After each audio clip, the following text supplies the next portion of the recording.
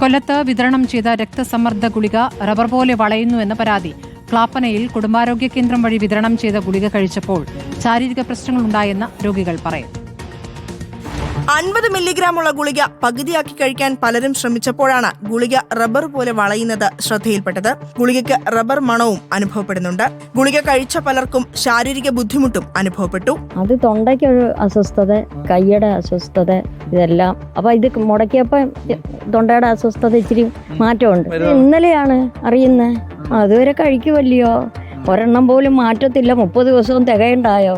കഴിഞ്ഞ ദിവസങ്ങളിൽ ക്ലാപ്പനയിലെ പ്രാഥമിക കുടുംബാരോഗ്യ കേന്ദ്രം വഴി വിതരണം ചെയ്ത രക്തസമ്മർദ്ദം കുറയ്ക്കാനുള്ള മെറ്റോപ്രൊലലോൾ സക്സിനേറ്റ് എന്ന ഗുളികയെ സംബന്ധിച്ചാണ് പരാതി ഉയർന്നിരിക്കുന്നത്. Kerala medical service corporation limited വിതരണം ചെയ്ത ഗുളിക സംബന്ധിച്ചാണ് പരാതി ശരിയാണെന്ന് ബോധ്യപ്പെട്ടതിനെ തുടർന്ന് വിതരണം നിർത്തിയെന്ന് ക്ലാപ്പന പഞ്ചായത്ത് പ്രസിഡന്റ് മിനിമോൾ റിപ്പോർട്ടറിനോട് പറഞ്ഞു. PHC ചെന്ന് ഡോക്ടറെ കണ്ട് ഡോക്ടറോട് ഈ മരുന്ന് നിർത്തിവെക്കാനുള്ള നിർദ്ദേശവും കൊടുത്ത്, പിന്നെ എവിടൊക്കെയാണ് ആർക്കൊക്കെ ഈ മരുന്ന് കൊടുത്തിട്ടുണ്ടോ അവർക്കെല്ലാവർക്കും ഈ മരുന്ന് കഴിക്കാൻ പാടില്ല എന്നുള്ളൊരു നിർദ്ദേശവും കൊടുക്കാൻ പറഞ്ഞു. സംസ്ഥാനത്ത് മറ്റിടങ്ങളിലും ഇതേ ബാച്ചിലുള്ള ഗുളികകൾ എത്തിയിട്ടുണ്ടെന്നാണ് വിവരം. ഗുളിക കൂടുതൽ പരിശോധനകൾക്കായി ഡ്രഗ്സ് ലാബിലേക്ക് അയച്ചു.